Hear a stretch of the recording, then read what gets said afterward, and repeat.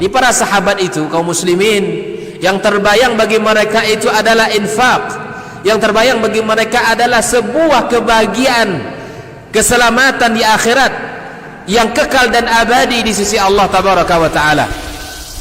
Semua kita boleh klaim sekarang, kamu cinta Nabi, cinta Ustaz.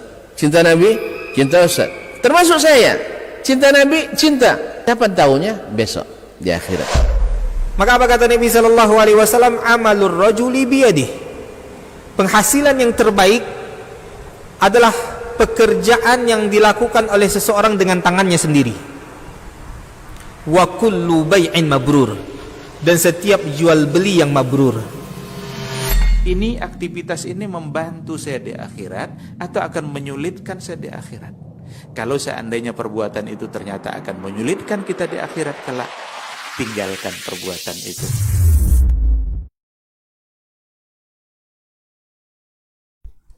Dan sama-sama terikat dalam satu ikatan apapun pada hari nanti ketika bertemu dengan Allah, satu sama lain saling memusuhi, illal muttaqin, kecuali orang-orang yang bertakwa,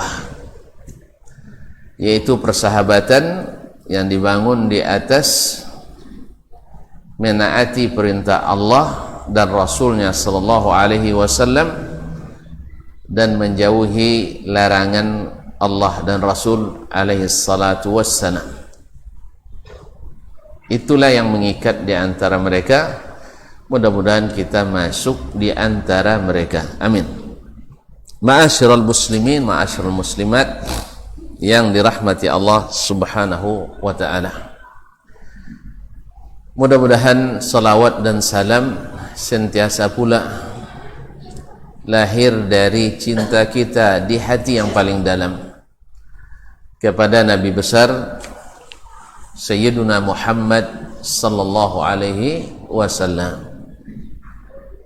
Subhanallah, semakin kita mencintainya, semakin indah terasa sabda-sabdanya.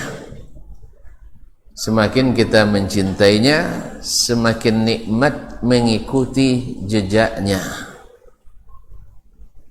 Dan mudah-mudahan manisnya iman itu sudah mulai kita rasakan. Apapun kata orang, yang penting kita jatuh cinta dan saling menyayangi, walaupun dunia dan isinya memusuhi, tapi cinta ini akan tetap abadi. Mudah-mudahan sampai bertemu dengan Nabi di tepi telaga yang siapa minum takkan akan dahaga. Ma'asyiral kiram dirahmati Allah. Abdullah ibn Zubair radhiyallahu ta'ala anhu an abih memiliki, atau ayahnya adalah salah satu dari 7 sahabat mulia yang sangat dekat dengan Nabi alaihissalatu wassalam, yang diurut namanya oleh Nabi dari yang paling mulia di antara mereka dan seterusnya, bahwa mereka adalah ahlul jannah, mereka adalah ahli surga.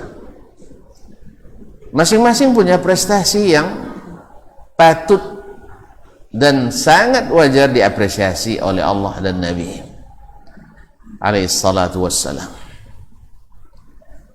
Zubair ibn Awam al-Asadi adalah dikenal dengan Hawari Rasulullah sallallahu alaihi wasallam. Hawari diambil dari hawarinya Nabi Isa alaihissalam, para sahabat yang setia dan siap membela Nabi Isa alaihissalam. Allah kisahkan tentang mereka di dalam Al-Quranul Karim. Nah, Zubair bin Al-Awwam Al-Asadi radhiyallahu taala anhu dikenal dengan hawari Rasulullah sallallahu alaihi wasallam. Kalau Abu Bakar dengan Siddiq, Umar Al-Faruq, Uthman Zunnurain, dikenal dengan istahya atau tastahi minhul malaika, malaikat saja malu kepadanya. Kalau Umar, syaitan saja takut kepadanya. Maka siapa yang paling dekat dengan syaitan paling takut sama Umar. Iya, ya tuan-tuan, kalau dekat dengan syaitan, auzubillah, insyaallah takut sama Umar. Makanya di antara firqul Islam yang sangat takut pada Umar adalah yang paling dekat dengan syaitan, yang sangat pendusta dalam riwayat dan sangat pandai berkelit dalam memahami. Jadi kalau beratkan paling pendusta, kalau dalam memahami paling pandai bersilat lidah, berdalih, yaitu kaum Syiah Rafidah. Kalau Ali dikenal dengan Haidarah, singa atau anak singa, Abu Sibtain, ayah dari dua cucu Rasulullah sallallahu alaihi wasallam, Al-Hasan wal Husain, dan dapat pula gelar oleh Nabi Abu Turab, bapaknya tanah. Mau tahu kisahnya? Nanti saja. Ya kan seri lain lagi insyaallah. Ma'asyiral kiram dirahmati Allah Subhanahu wa taala, dan seterusnya. Masing-masing punya keistimewaan yang Allah berikan. Dan satu keistimewaan itu sudah sangat membantu mereka untuk mendapatkan ridha ilahi.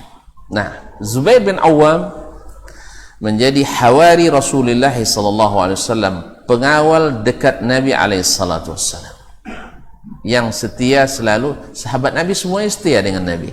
Ini punya keistimewaan lebih. Ma'asyiral kiram dirahmati Allah. Suatu hari dia ditanya oleh anaknya. Kalau saya tidak silap, Abdullah bin Zubair yang bertanya, "Ya abati, ma baluka?" Wahai ayah, ma baluka, kenapa engkau la tukthir min al-hadithi an Rasulillah sallallahu alaihi wasallam? Kenapa engkau tidak banyak menyampaikan hadis dari Nabi sallallahu alaihi wasallam, padahal dia senior? Dia adalah orang minal sabiqin al-awwalin, orang-orang yang pertama-tama dan dahulu masuk Islam. Karena yang dijamin masuk surga kan minal awwal sabiqin al-awwalin. Ya, Abu Bakar, Umar, Uthman, Ali. Nah, siapa lagi? Abu Ubaidah bin Al-Jarrah, Sa'd bin Abi Waqqas, Abdurrahman ibn Auf, Sa'id bin Zaid bin Al-As, kemudian Talhah bin Ubaidillah Al-Adawi, kemudian Al-Umawi, kemudian Zubair ibn Al-Awwam Al-Asadi. Mereka adalah orang-orang senior. Walaupun dia atau dari sisi umur Ali yang paling muda, karena dia yang pertama masuk Islam dari kalangan kanak-kanak. Tetapi akalnya dewasa lebih cepat daripada umurnya. Dia bisa membuat keputusan yang menentukan arah kehidupan di saat dia masih kanak-kanak. Apakah ikut Nabi atau segan sama Abi apa? Abi Talib, ayahnya. Ketika dia nak masuk Islam dan dia paham orang yang hatinya bersih, tak ada keterkaitan dengan kesesatan-kesesatan, bila mendengar hidayah Allah lapangkan dadanya. Kita yang bikin masalah itu ketika akal kita penuh dengan semak-semak belukar, sampah-sampah pemikiran, seperti orang-orang jahiliyah dulu. Nah, Ali bin Abi Talib masih fitrah, Jadi dia paham bahwa Nabi SAW benar. Apalagi dia sangat dekat. Karena Nabi selalu amanah, al-amin, al-tahir. Dia katakan ke Nabi SAW, ya Rasulullah, saya sebenarnya mau masuk Islam, tapi minta pendapat ayah dulu. Kata Nabi, kalau kau minta pendapat ayahmu, kau tak akan masuk Islam. Pasalnya ayahmu tahu saya benar, tapi tak berani mengatakan saya benar. Itu masalahnya. Berapa banyak kita Allah berikan ilmu dan tahu bahwa itu benar.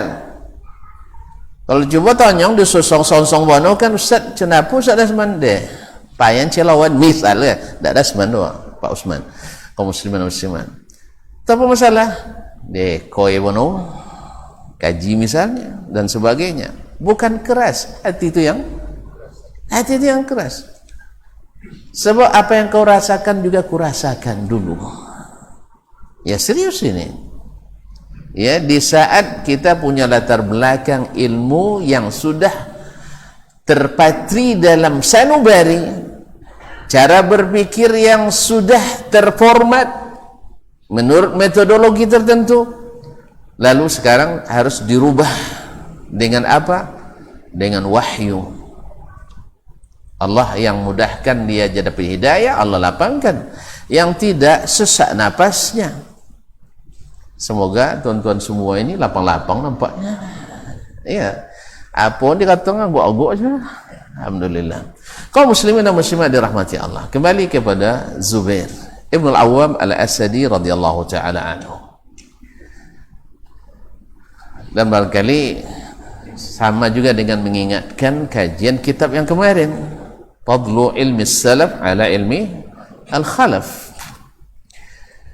Ketika ditanya oleh putranya, kenapa engkau sedikit sekali menyampaikan hadis dari Nabi sallallahu alaihi wasallam? Subhanallah. Padahal kan kita sebagai anak, siapapun yang menjadi anak pasti senang melihat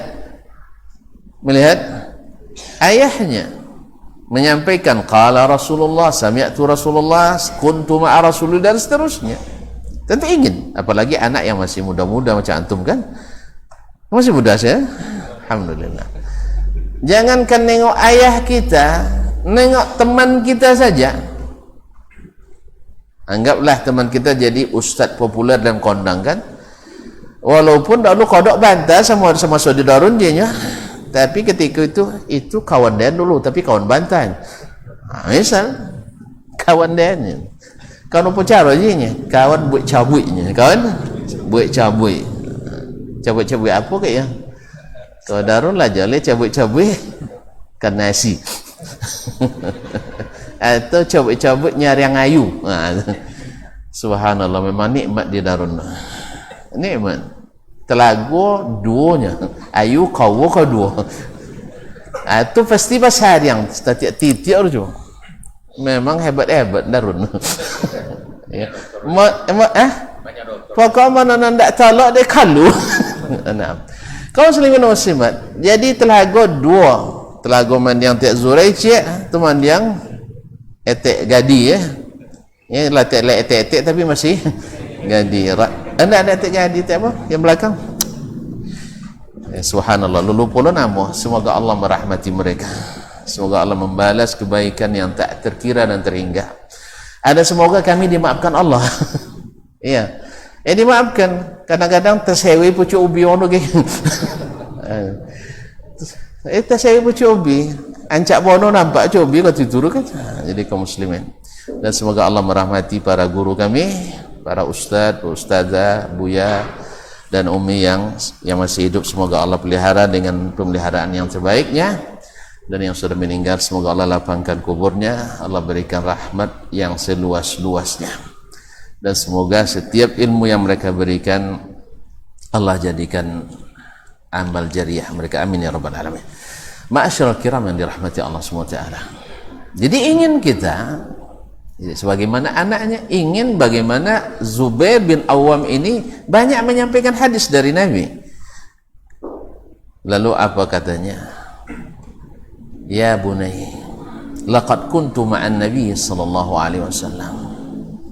Saya itu adalah orang dekat dengan Nabi sallallahu alaihi wasallam.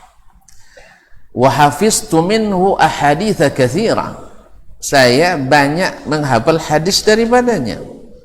Sebab dia pertama-tama masuk Islam. Dan prestasinya menjadi 10 sahabat yang jamin masuk surga menjadi tanda dan bukti. Laula anni sami'tu Rasulullah sallallahu alaihi wasallam yaqul, kalau bukan karena saya mendengar Nabi sallallahu alaihi wasallam mendengar.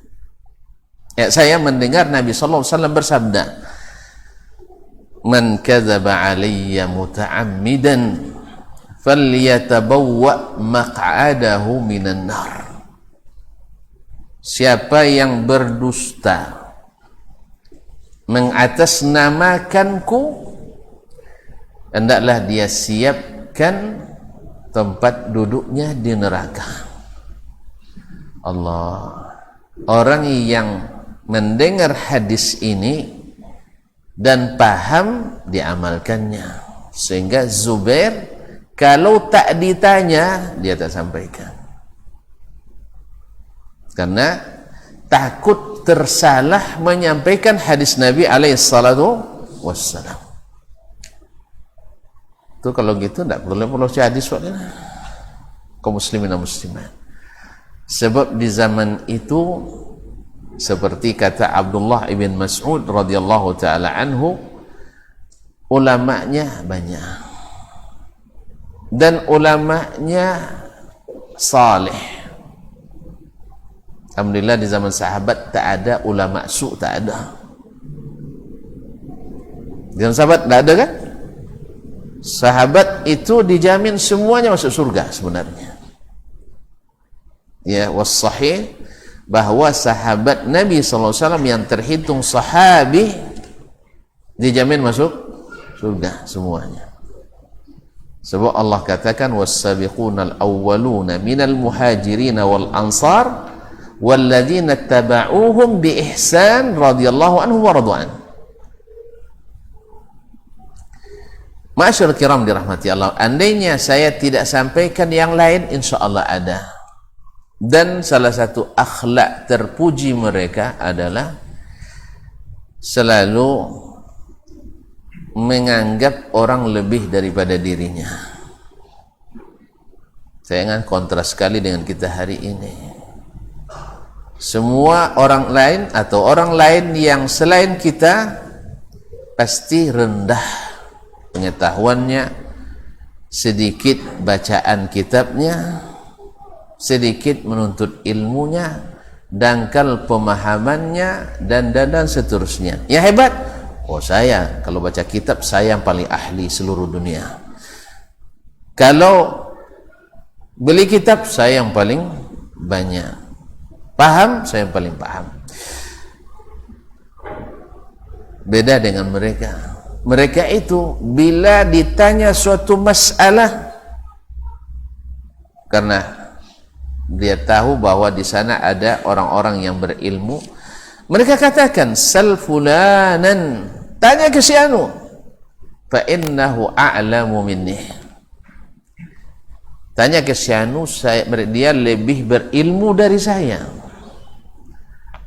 Dan ini yang subhanallah, adab yang sudah hilang dari kita. Justru yang terjadi sebaliknya, tidak sedikit kita menunggu-nunggu lisan seorang ulama atau lisan seorang penuntut ilmu tersilap dan tersalah. Seolah-olah itu adalah seperti durian runtuh yang ditunggu-tunggu. Nas'alullah as-salamata wal afiyah. Dia lupa perkataan Muhammad ibn Sirin radhiyallahu ta'ala an, salah satu min sadatit tabi'in, zulmuka li akhik an tazkura syarra ma indah wa taktumu khaira ma indah. Engkau suatu kezaliman yang kau lakukan kepada saudaramu adalah engkau nampakkan yang terburuk daripadanya dan engkau sembunyikan segala kebaikannya. Nasallallahu as-salamata wal afiyah. Kalau mereka tidak, sal fulanan fa innahu a'lamu minni. Tanya si anu, dia lebih berilmu dari saya. Tanya yang kedua, dia oper lagi. Kalau awak kan oper-oper ya, Ustaz apa mau pera-pera awak kojonya kan? Tapi orang dulu kan memang cari ilmu. Kalau kita cari bapu kan lama, Ustaz. Akhirnya kembali kepada yang pertama. Begitulah seperti kata Abdullah bin Mas'ud radhiyallahu ta'ala, innakum ta'ishun fi zamanin kathura ulama'uhu au fuqaha'uhu. Kalian hidup di zaman banyak para ulamanya atau banyak para fuqahanya, wa yaqillu fihim khutaba', sedikit yang ahli berceramah, sedikit yang ahli berkhutbah, berretorika.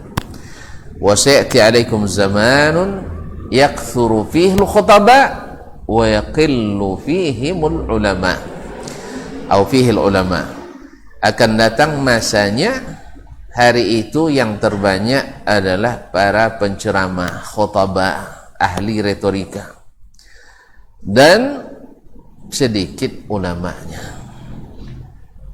Ma'asyiral kiram dirahmati Allah, andainya kita merasa bahwa di zaman kita sedikit ulamanya, terpaksa kita siap-siapkan kader-kader ulama yang benar-benar lulus verifikasi Allah tabaraka wa ta'ala, bukan verifikasi manusia. Sebab dalam kitab Nur Rajab kemarin kan ulama terbagi dua. Ada yang ulama menurut orang dan ada ulama menurut Allah. Ada ulama menurut manusia dan ada ulama menurut Allah tabaraka wa ta'ala. Kalau Ta'ala sudah sebutkan cirinya, innama yakhshallaha min ibadihil ulama. Hanyalah yang takut kepada Allah di antara hamba-hambanya para ulama. Jadi setiap kata yang dikeluarkan, setiap tindakan yang dilakukan selalu dibangun di atas sikap yang sangat teliti dan hati-hati. Seperti Zubair bin Awam al-Asadi radhiyallahu ta'ala anhu. Kalau bukan karena saya mendengar Nabi alaihi salatu wassalam bersabda, man kadzaba alayya muta'ammidan falyatabawwa maq'adahu minan nar, la haddatsukum. Kalau bukan karena saya mendengar Nabi sallallahu alaihi wasallam bersabda, siapa yang berdusta atas namaku, maka hendaklah menyiapkan tempat duduknya di neraka. Oleh sebab itu, wahai anakku, yang kalian dengar dari saya adalah sedikit, walaupun saya punya ilmu yang banyak. Subhanallah, kaum muslimin dan muslimat. Nah, hadis ini kaum muslimin, hadis ini adalah termasuk hadis yang terbanyak perawinya dari kalangan sahabat. Berkata ulama di antaranya Imam Ibnu Hajar rahimahullah dan Ibnu Rajab, hadis yang paling mutawatir di antara hadis-hadis mutawatir adalah hadis man kadzaba alayya muta'ammidan falyatabawwa maq'adahu minan nar. Abu Musa al-Madini mengumpulkan turuq hadis ini sampai lebih dari 70 sahabat yang meriwayatkan. Subhanallah. Padahal hadis misalnya bunyal islamu ala khamsin, tidak begitu banyak. Bukan tidak penting, rukun Islam dia. Tapi ini rukun Islam satu yang masyhur. Artinya tak hafal pun hadis ini antum, asal antum syahadat dan selesai, salat terus, puasa Ramadan, bila sampai nisab berzakat, dan bila selesai pandemik naik haji. Tidak ada haji? Ada orang capek. Tapi cadar ringkinang dah amu haji aja. Nah, kaum muslimin dan muslimat dirahmati Allah SWT. Semoga Allah angkat wabah ini bagi yang bermazhab konspirasi, semoga Allah angkat konspirasi ini. Tapi tentu kita lebih mendahulukan perkataan para ahli, bukan ahli komentar, tidak, ahli kesehatan, karena tenaga medis dan para medis juga banyak yang lewat. Sepekan atau 2 pekan yang lalu tetangga saya, dokter senior, Allah panggil dengan virus ini. Semoga Allah merahmatinya dan Allah tempatkan di tempat yang terbaik. Amin. Masyaallah kiram yang dirahmati Allah SWT. Sampai di mana tuh? Hadis ini hadis favoritnya para sahabat. Hadis paling populer di kalangan sahabat. Man kadzaba alayya muta'ammidan falyatabawwa maq'adahu minan nar. Siapa yang berdusta atas namaku, maka hendaklah siapkan tempat duduknya di neraka. Ma'asyiral kiram dirahmati Allah. Oleh itu, maka hadis-hadis Nabi di kalangan sahabat terjaga dan terpelihara, karena tidak sembarangan mereka menyampaikannya. Bahkan menurut Zubair bin Awam sendiri, saya takut nanti menyampaikan dengan bahasa saya sendiri, bukan bahasa Nabi alaihissalam. Jadi bahasa Nabi beda dengan bahasa kita, beda, karena bahasa Nabi lebih jelas dari bahasa selain Nabi alaihissalam dan lebih luas. Maka aneh bin ajaib bila di antara kita sudah kembali ke hadis Nabi tambah tak jelas masalah, tambah tak putus, seolah Allah sia-sia mengatakan, fala wa rabbika la yu'minuna hatta yuhakkimuka fima shajara bainahum thumma la yajidu fi anfusihim harajan mimma qadaita wa yusallimu taslima. Seolah-olah Allah sia-sia mengatakan, demi Rabbmu, mereka belum beriman sampai mereka bertahkim kepadamu dalam masalah yang mereka perselisihkan. Sampai-sampai ada yang mengatakan hadisnya boleh sama tapi pendapatnya berbeda. Seolah-olah perbedaan pendapat tak bisa diputuskan dengan hadis Nabi alaihissalam. Mohon maaf, ini sengaja atau tidak sengaja, seolah-olah Nabi belum pandai menjelaskan dan kita lebih pandai menjelaskan. Ma'asyiral kiram dirahmati Allah Subhanahu wa taala. Allah yang katakan, kalian belum beriman, mereka belum beriman sampai bertahkim ke Rasulullah SAW dalam masalah yang mereka perselisihkan. Kemudian tak merasa sempit dalam dadanya dalam keputusan Nabi sallallahu alaihi wasallam dan menerima seikhlas-ikhlasnya.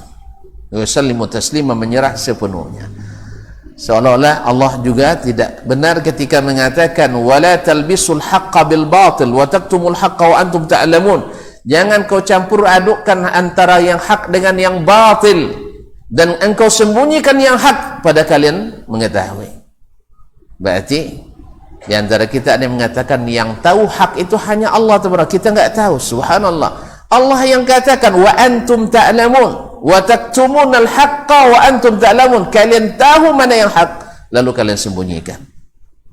Seolah-olah firman Allah Subhanahu wa taala, ya ayyuhalladzina amanu athi'ullaha wa athi'ur rasula wa ulil amri minkum fa in tanaza'tum fi syai'in farudduhu ila Allahi war rasul in kuntum tu'minuna billahi wal yawmil akhir dzalika khairun wa ahsanu ta'wila. Hai orang-orang yang beriman, ta'ala kepada Allah, ta'ala kepada Rasulullah sallallahu alaihi wasallam dan para pemimpin kalian. Bila kalian berselisih dalam suatu masalah, kembalikan pada Allah dan Rasul. Berarti perselisihan mesti selesai dengan firman Allah dan sabda Rasulullah SAW. Sudah jelas sabda Nabi, kita masih ngeyel dengan melakukan takwil-takwil dan dalih-dalih yang tidak pernah diajarkan oleh Nabi alaihissalatu wassalam. Nah, kalau begini kaum muslimin, berarti seolah-olah firman Allah dan sabda-sabda Nabi ketika kalian melihat akan terjadi perselisihan yang banyak setelahku. Nah, kalau terjadi perselisihan bagaimana ya Rasulullah? Nabi berikan obatnya, fa'alaikum bisunnati wa sunnatil khulafa'ir rasyidin al-mahdiyyin min ba'di. Kalau gitu kembali ke sunnahku. Balik ke sunnah, tambah parah berselisihannya. Berarti ada masalah apa tidak? Ya, Nabi suruh kalau kalian berselisih balik ke sunnah. Ternyata balik ke sunnah itu sunnah pemanangkunya, dan lainlah pahamnya. Subhanallah, Nabi tidak bawa pemahaman. Nabilah yang menjelaskan, litubayyina lahum ma nuzila ilaihim, supaya kau jelaskan apa yang diturunkan. Lalu pas datang hadis Nabi tambah enggak jelas. Sampai ada yang berani, subhanallah, ya tanpa menjaga adab kepada Nabi sallallahu alaihi wasallam, ini hadis orang yang IQ rendah. Saya kira, mohon maaf ini ya, mungkin tidak disengaja. Tuan-tuan jangan meremehkan para sahabat Nabi alaihi salatu wassalam hanya untuk orang yang ber-IQ rendah. Akhirnya waktu terpaksa bertanya ya, dulu waktu di Darun apa makanan? Sarapan goreng ubi, lawa kerupuk ubi, malam abi ubi, api kalau lah sawak rolah. Allah musta'an. Kau muslimin sayu pucuk ubi, kadang-kadang goreng pucuk ubi. Asal menurut ada ahli kesehatan, ahli gizi, mana lebih bergizi yang makannya daging onta, daging kambing, minumannya susu. Mana tinggi IQ roh? Mana tinggi IQ?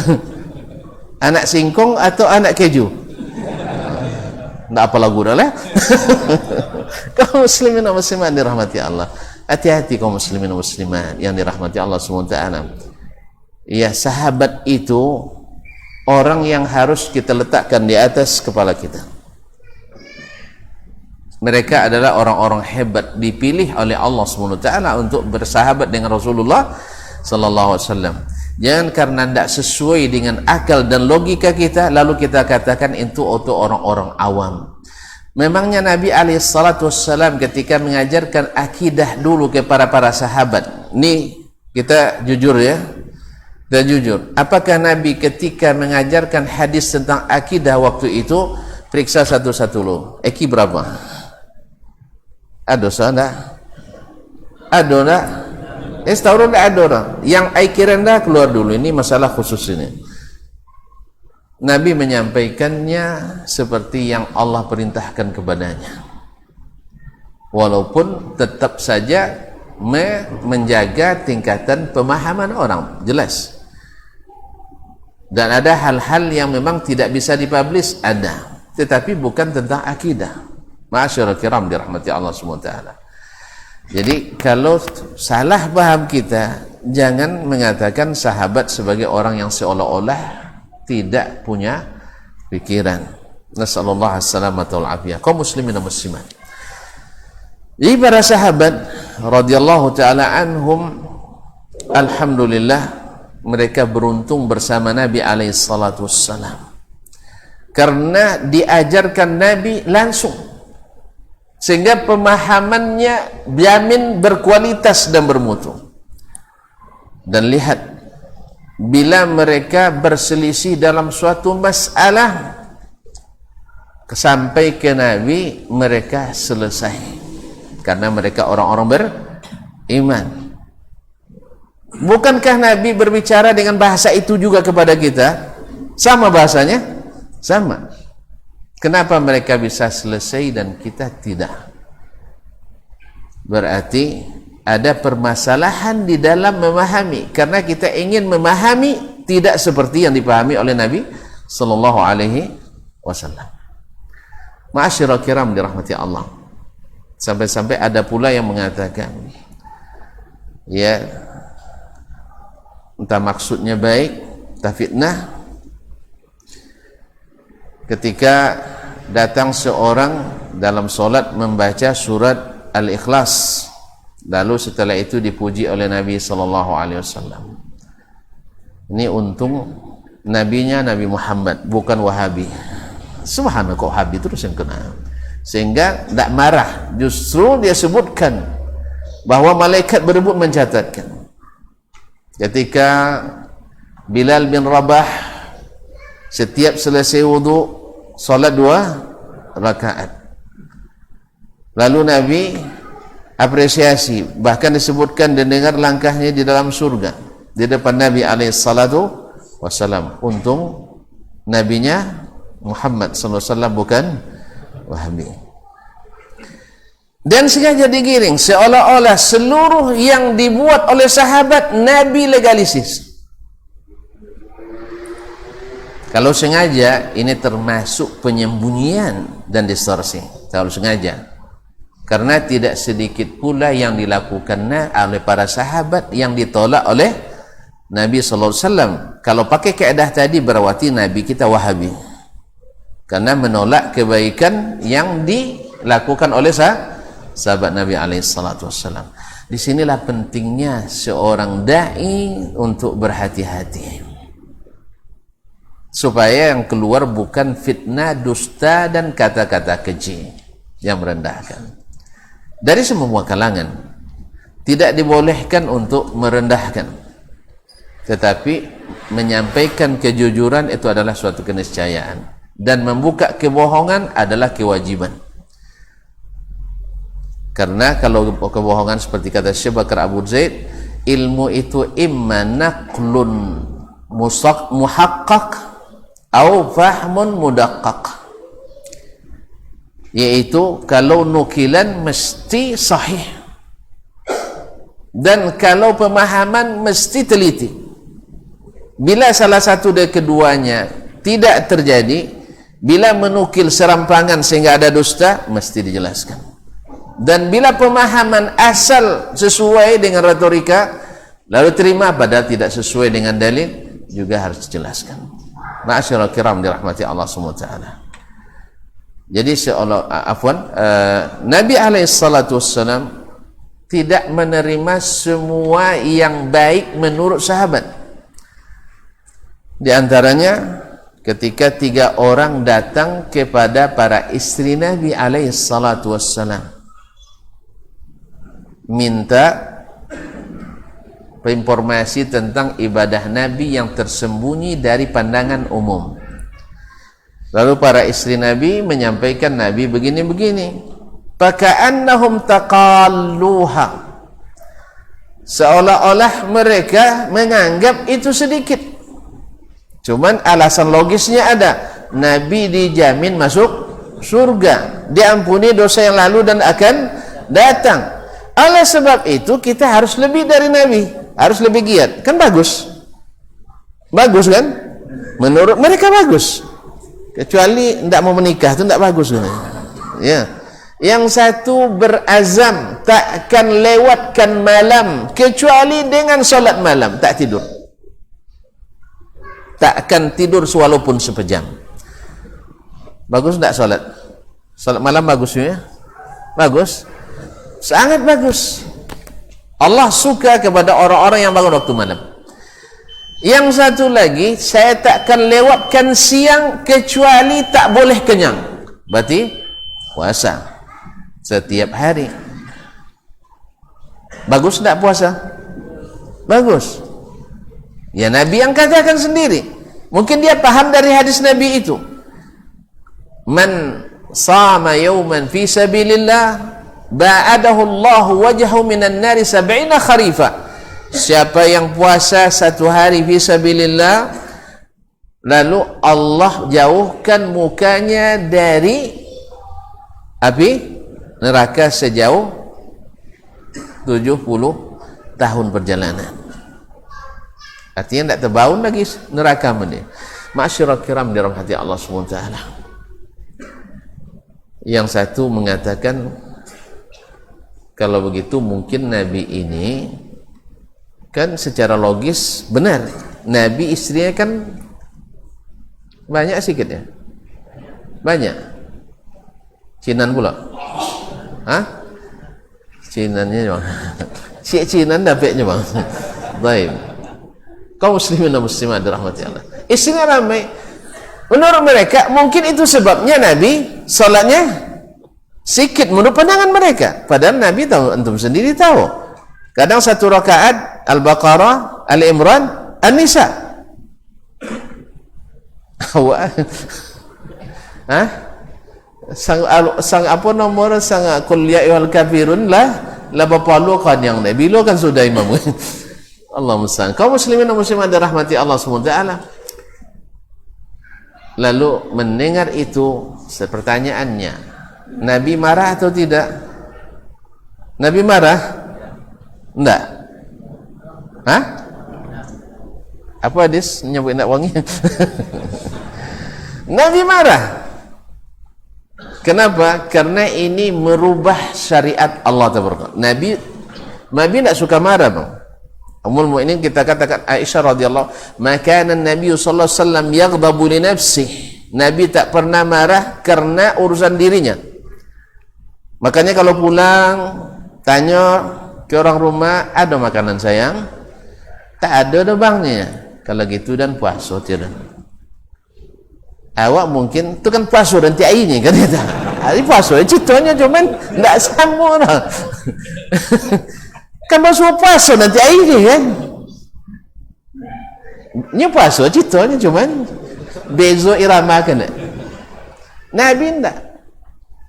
Subhanallah, kaum muslimin dan muslimat dirahmati Allah. Aisyah Ummul Mukminin Aisyah cemburu ketika di masa bagian beliau sahabat sedang bertamu, tiba-tiba ada yang ngantarkan makanan.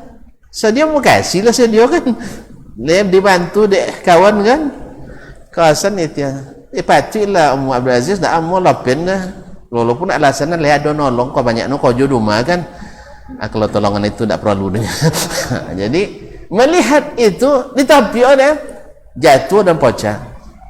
Nabi juga tidak marah. Ada kan malu lah sampai aji komadayan ya tu tapi ada Pak Aziz. Pi yang tu pocah. Canda apa gak ya? Alhamdulillah tidak terjadi. Nah, jadi alhamdulillah tidak ada lawan murah. Bapak lo kan terjadi tidak ada lawan murah. Tak kalau ada lawan so tengok. Kau nak cuba asabun kenya. Kaum muslimin dan muslimat dirahmati Allah. Tak marah Nabi alaihi salatu wassalam. Jelas ya? Selanjutnya selesai azan insyaallah. Azan macam.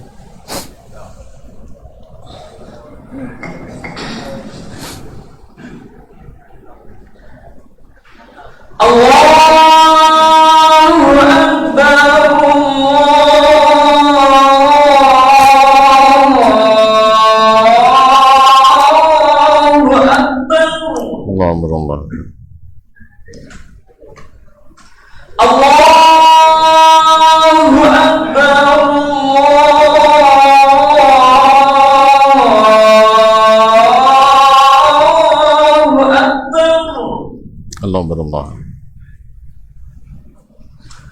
Asyhadu an la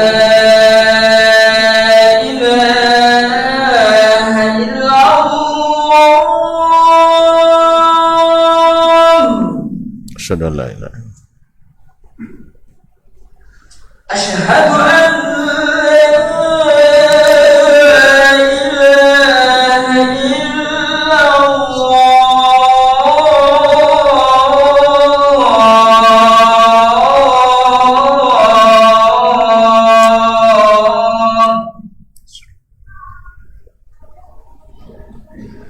Asyhadu anna Muhammadar Rasulullah.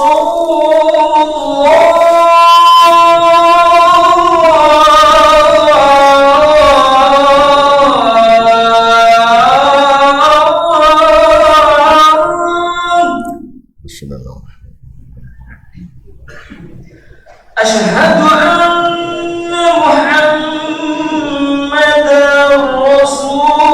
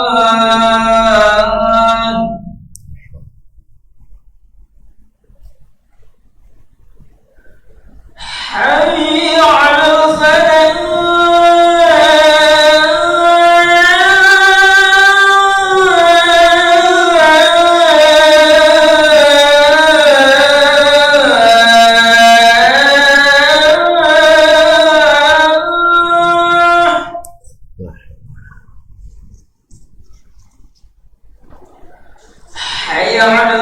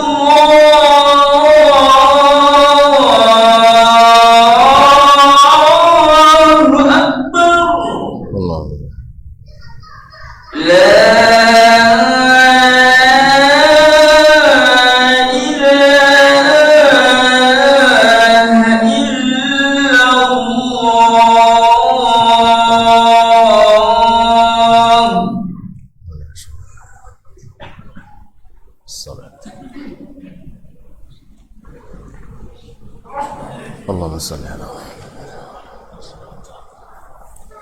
Bapak dan ibu-ibu kaum muslimin dan muslimat rahimanillah wa iyyakum. Jadi Nabi alaihissalatu wassalam pada kenyataannya tidak semua yang dianggap baik oleh sahabat dan benar otomatis diterimanya. Yang salah tetap disalahkannya, yang benar itu namanya takrirun Nabi sallallahu alaihi wasallam. Makanya para ulama hadis membagi hadis itu menjadi 3. Ada dari perkataan Nabi sallallahu alaihi wasallam, ada dari perbuatan Nabi alaihi salatu wassalam, dan ada dari perbuatan sahabat. Mungkin dia berijtihad ternyata sesuai dengan yang Allah inginkan, maka Nabi ACC perbuatan itu atas izin Allah tabaraka wa ta'ala. Oleh itu yang benar adalah Nabi tidak menerima semua yang dianggap benar oleh sahabat dan semua yang dianggap baik oleh sahabat menurut ijtihad mereka,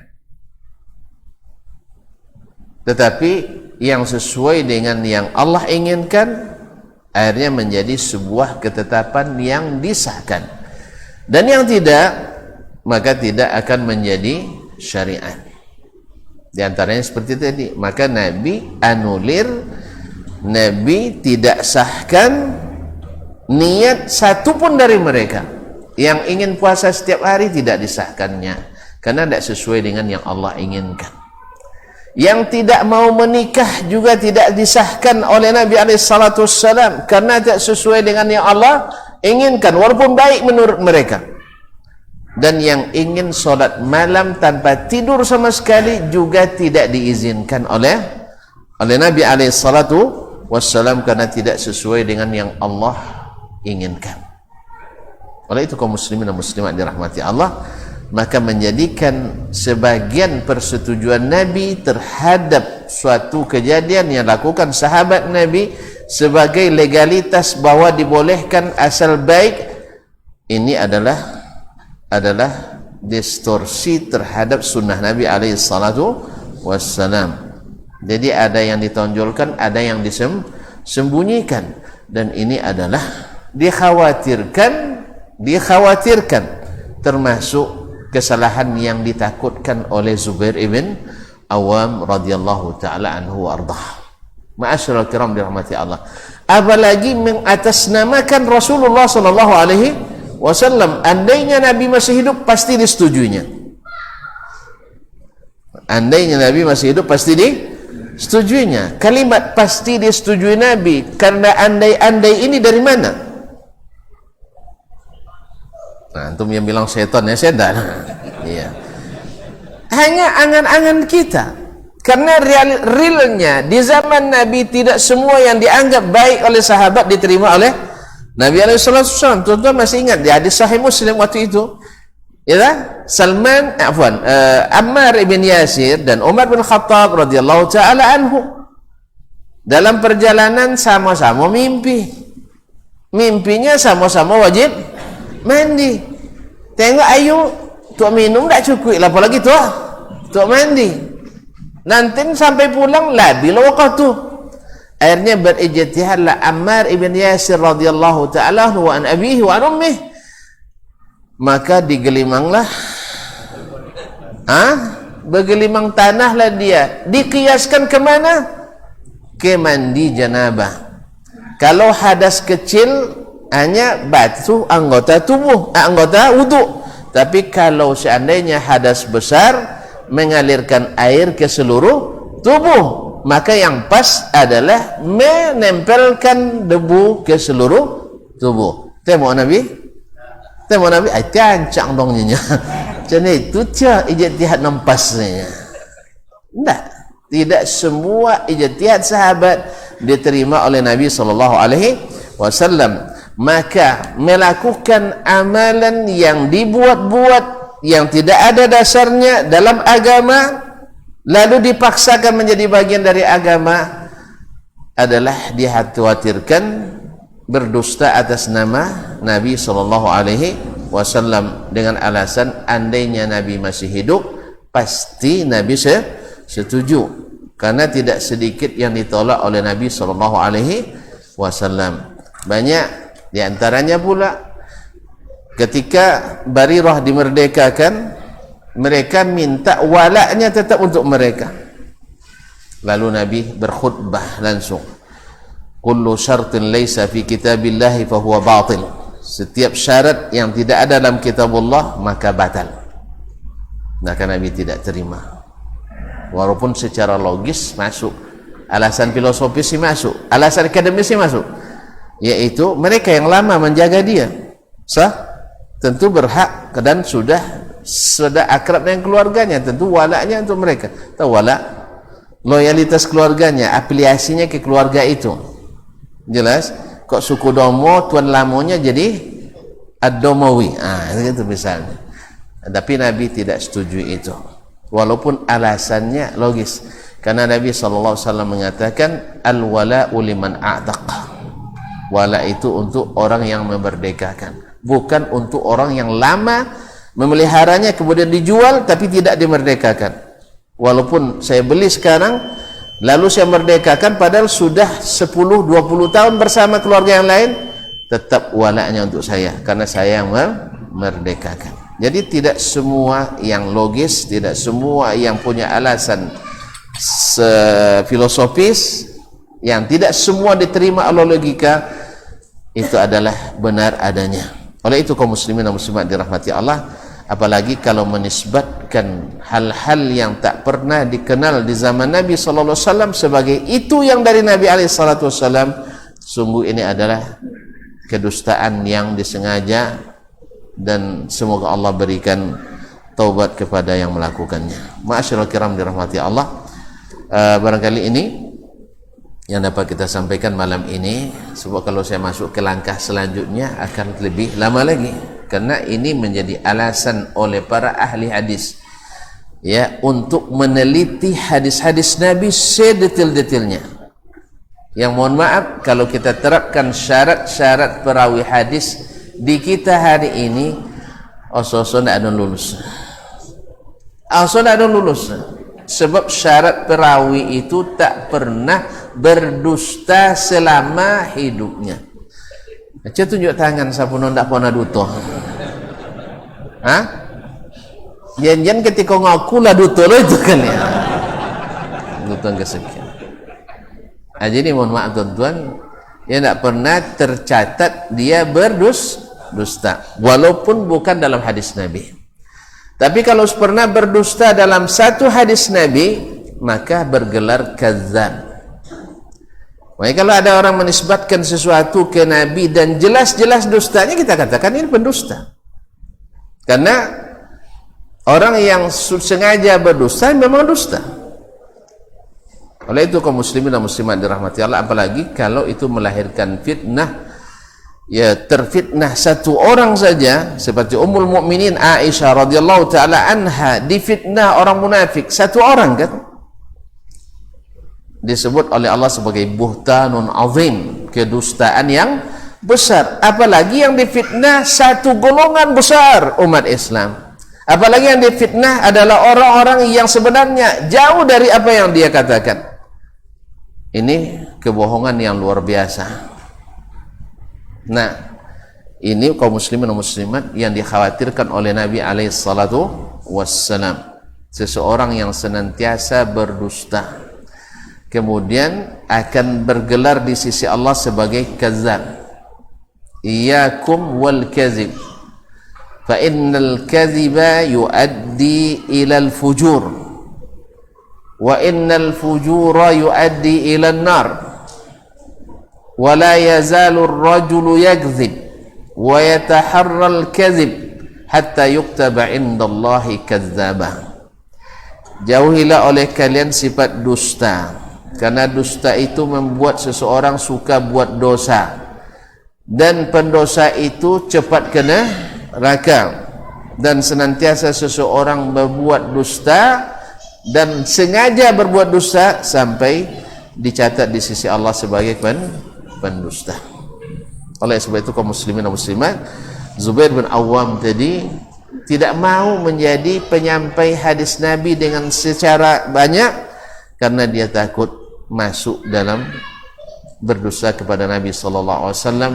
Padahal alasannya takut nanti Nabi mengatakan misalnya kalimat qala, berkata, lalu saya katakan takallama, berbicara. Padahal qala dengan takallama kan sama, tapi bagi beliau itu suatu kekhawatiran. Ini juga menjadi bukti bahwa para sahabat itu selalu yataharra lafzan Nabi SAW, senantiasa berusaha meriwayatkan dengan lafaz Nabi alaihissalam, khususnya bila hadisnya qauli. Ini juga tidak benar bila ada sebagian yang mengatakan sebagian besar hadis itu diriwayatkan dengan makna. Makna berarti pemahaman perawi. Kalau gitu kita meriwayatkan pemahaman perawi, bukan pemahaman Nabi. Ini barangkali orang hanya belajar mustalah hadis saja barangkali, ya, tidak mendalami langsung ke hadis-hadis itu sendiri. Tapi kalau cara saci hadis tentunya kan kullu bid'atin dhalalah. Tapi kalau tentu saci hadis kau diamalkan, insyaallah banyak sunnah yang tegak dan bid'ah yang hilang. Tapi kalau tidak paham hadis kau, bid'ah atau enggak, sunnah hilang.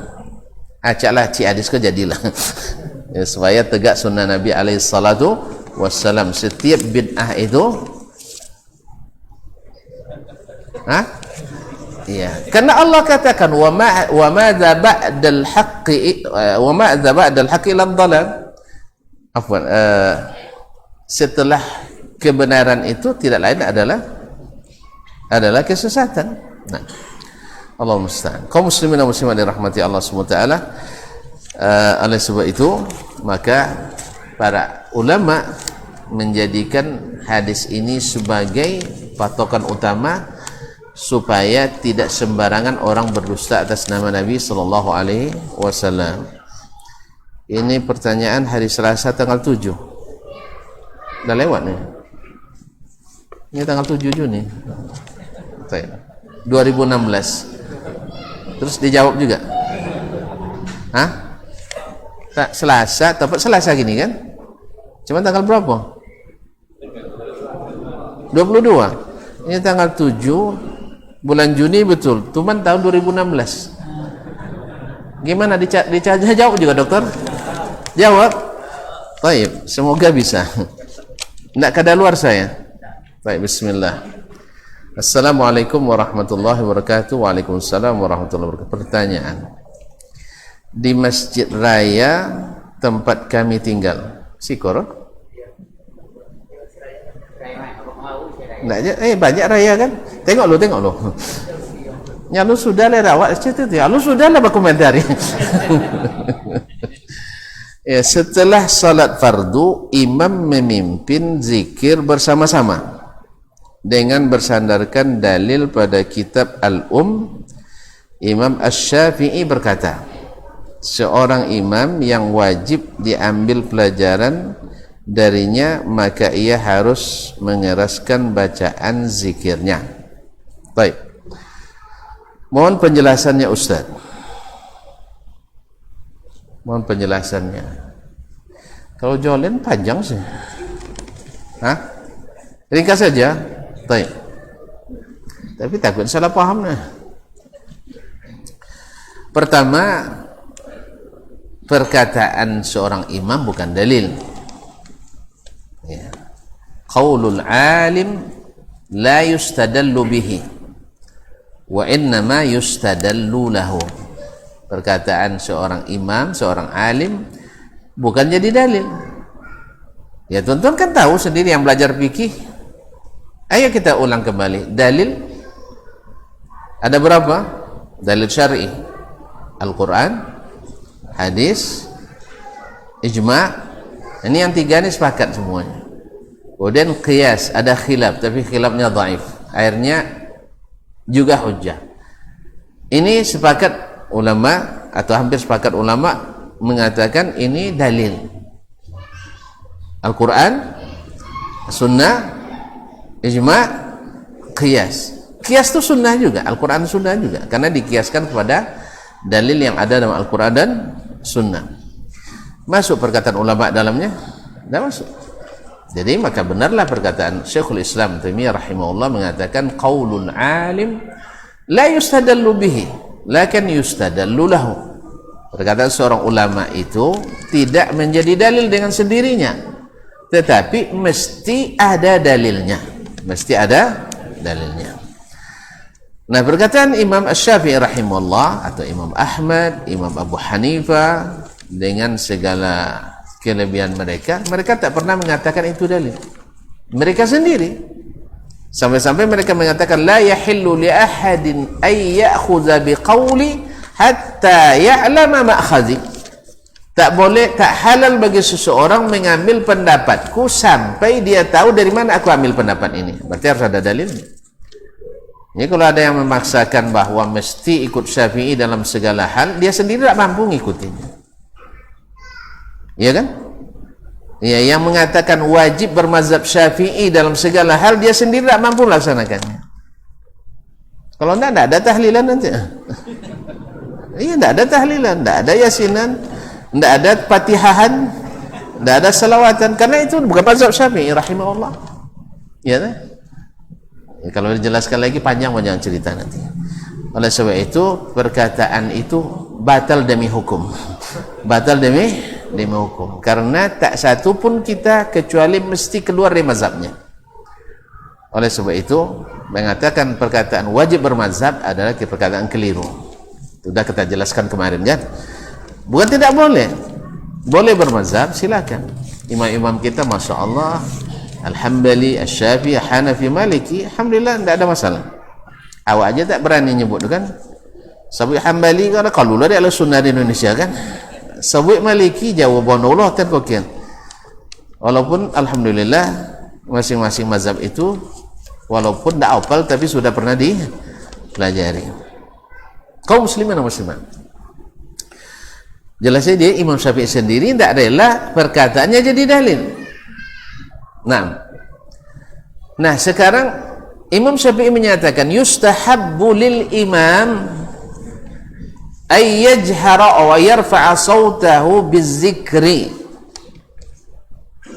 Imam diharapkan, dianjurkan mengeraskan suaranya selesai salat fardu.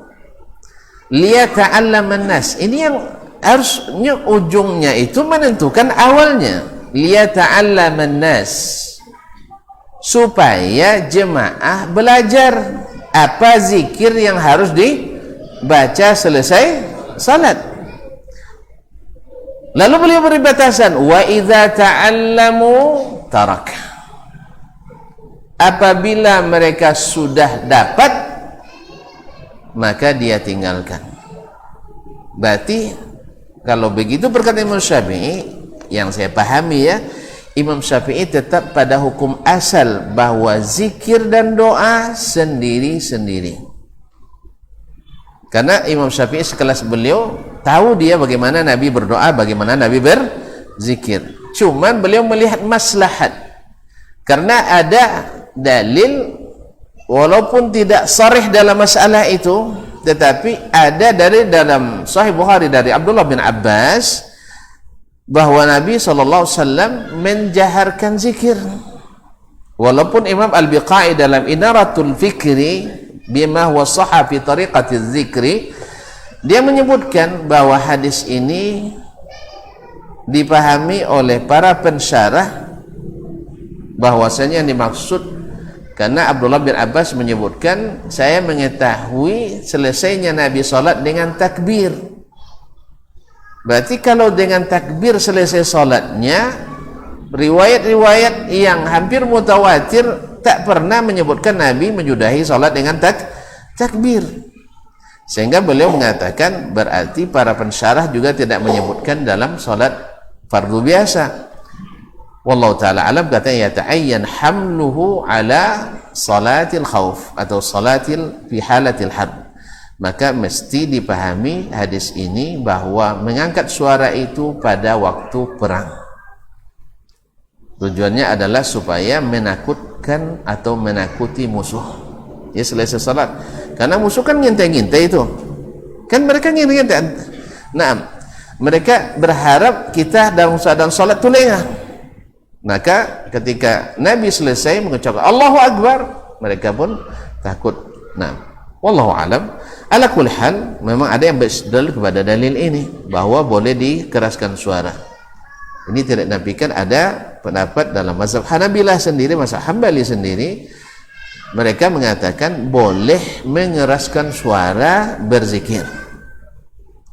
Walaupun yang hukum asalnya sendiri Nabi tidak mengangkat suara dengan zikir. Wallahu ta'ala alam.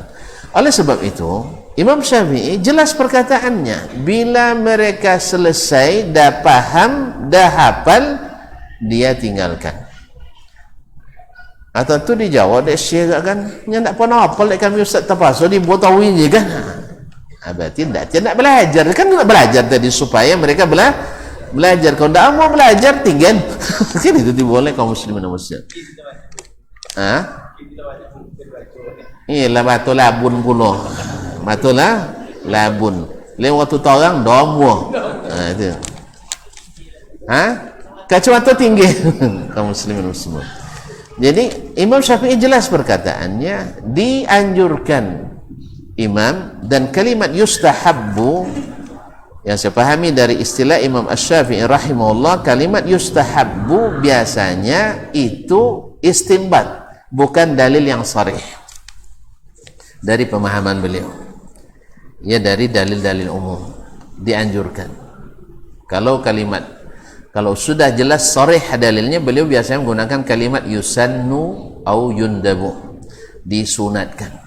Itu juga bagi para pembelajar mazhab Syafi'i, istilah-istilah ini juga harus kita pahami bersama supaya tidak disamakan nanti kalimatnya yusannu dengan yustahabbu. Wallahu ta'ala alam. Ini yang saya ingat.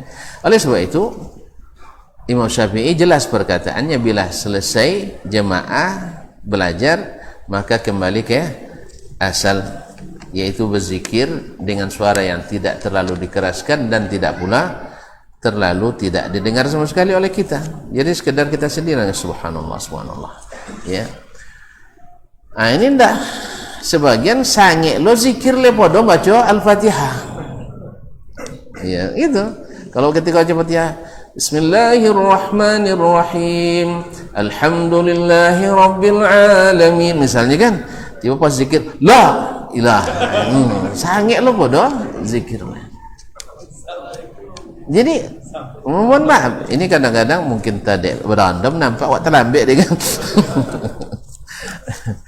Jadi kaum muslimin dan muslimat, coba lihat yang dikeraskan dilunakkannya, yang harus dilunakkan dikeraskan. Wallahu ta'ala alam. Jadi nukil tak salah, tapi memahami perkataan imam nampaknya kurang sempurna. Imam betul dia katakan silakan dikeraskan suara oleh imam, khususnya bagi mereka yang jadi contoh kan. Sudah itu sudah selesai, kira-kira mereka dah paham. Kalau mau belajar insya Allah sekitar sebulan selesai zikirnya kan. Iya enggak? Ndak amu dia oleh sih. Ndak amunya dah. Dan umurnya 55 tahun ndak amu masuk, ini pimpinlah tahu ini je kan. Jadi akhirnya kaum muslimin dan muslimat untuk mendoakan tu kadang tak pandai dah. Apa sebab? Tak pernah belajar, padahal sangat tahu imamnya.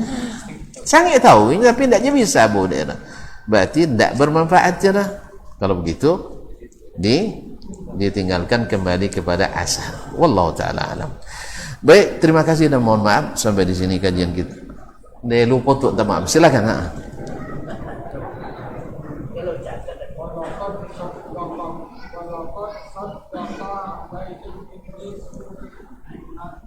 Zanna.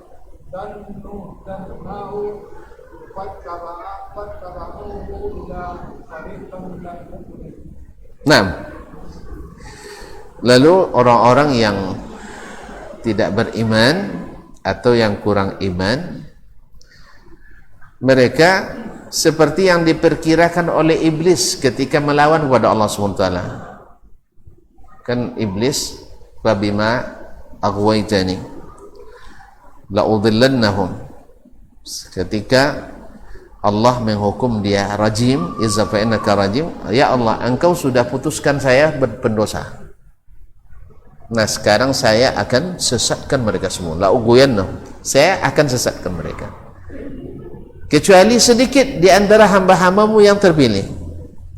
Nah ucapan iblis ini kan perkiraan dia. Nah ternyata manusia membenarkan dugaan iblis itu. Pertanyaan, apakah kebanyakan manusia ikut iblis atau ikut para nabi? Iya toh? Berarti sangkaan iblis benar atau tidak? Benar. Illa fariqam minal mu'minin, kecuali segolongan dari orang-orang beriman. Bahkan di antara kita orang-orang yang Islam sendiri kadang-kadang cenderung juga mengikut iblis. Jadi kecuali segolongan dari orang-orang beriman. Maka insyaallah taala orang-orang beriman itu tidak merasa kerdil dan kecil, karena mereka dipilih oleh Allah Tabaraka wa taala. Dan pasti kebanyakan dalam ayat Al-Quran yang kebanyakan itu manusia la yaqilun, tidak berpikir. Kebanyakan manusia la yu'minun, tak beriman. Kebanyakan manusia la yafqahun, tidak paham. Kebanyakan manusia la ya'lamun, tidak berilmu. Wa in tuti' aktsara man fil ardi yudilluka an sabilillah. Kalau kau taati keinginan orang paling banyak di dunia ini, mereka sesatkan kamu dari jalan Allah. Kalau kau ikuti keinginan kebanyakan orang di atas permukaan bumi itu, mereka akan sesatkan kamu dari jalan Allah. Tuan-tuan tahu sendirilah hadis Nabi bahwa umat ini akan terpecah menjadi 90. Ali masih jago, alhamdulillah. 73 golongan. Semuanya masuk surga. Hah? Semuanya masuk surga. Kecuali semuanya masuk neraka. Kecuali satu. Berarti kebanyakan sesuai dengan dugaan iblis. Kecuali dugaan iblis tuh. Makanya benar apa yang dikatakan Allah Tabaraka Taala, mereka akan membenarkan dugaan iblis itu. Baik dari golongan orang yang memang sama sekali tak beriman, atau dari kalangan sebagian orang yang beriman tetapi beriman dengan sebagian, tidak beriman dengan sebagian yang lain, setengah-setengah. Semoga kita masuk golongan yang 72. 71. Oh, satu. Ah, ini tuh. Apa cirinya tuh? Hah? Enggak. Nah, ulang lihat. Beragamanya seperti Rasul dan para sahabat beragama hari ini, kata Nabi SAW. Nabi sebutkan hari ini, sehingga tidak ada lagi bahasa kalau Nabi masih hidup pasti terimanya. Sebab Nabi bilang hari ini, maksudnya dari saat Nabi masih hidup. Jelas itu? Walladzina wattaba'uhum bi ihsan.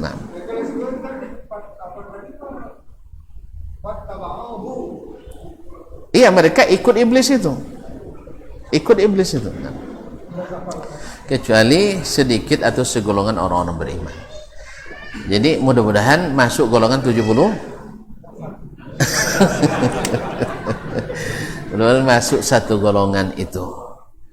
Nah, kita juga tidak peduli apakah yang 72 golongan itu kekal di neraka atau tidak, zahirnya tidak. Seperti kata Syekhul Islam Taimiyah rahimahullah, mereka adalah orang-orang yang berpeluang masuk neraka karena tersesat jalannya. Tentu sosek jalan kemana dah? Iya, kalau sosek jalan kan dua tampaknya. Kalau untuk masuk neraka sesenang-senang lah, sosek aja lah. Pasti masuk neraka. Tapi kalau untuk masuk surga perlu dapat hidayah, payah tu. Dan jalan tak kena banyak cupang mah. Cakap buat nak rencana so dia nak pergi tepi ayu juga kan. Nak tepi ayu, cupang dua lah payah memang lo. Nak ke tepi ayu, ke topian. Dikit salo tu. Pakai oso tadi. Oso kaki iganya. Masuk kuari san. Awak nak ke topian tepi ayu kan nak. Saya nak mencampur saudara. Tapi itulah dia pakai aso. Cuba tadi saya teleponnya Syekh ya di mana ya kan, cupang mana ikut kanannya kan, tak pakai asor. Itu di jalan aja, di jalan doke sosek, apalagi jalan jauh kan, perjalanan akhirat kan jauh ajen sampai tak sosek. Ikutlah Rasulullah dan para sahabatnya. Senang mengikut rumahnya, yang buat jangan bau lah kan, tinggal ngikut. Ini memang payah jadi pengikut. Awak nak diikut lah doang kan. Jadi pengikut payah. Allah musta'an. Jalan, barangkali sampai demikian. Semoga Allah SWT jaga kita dari berdusta atas nama Nabi sallallahu alaihi wasallam. Wallahu ta'ala alam wa sallallahu ala nabiyyina Muhammad wasallam. Wa subhanakallahumma bihamdik asyhadu an la ilaha illa anta astaghfiruka wa atubu ilaik. Wassalamualaikum warahmatullahi wabarakatuh.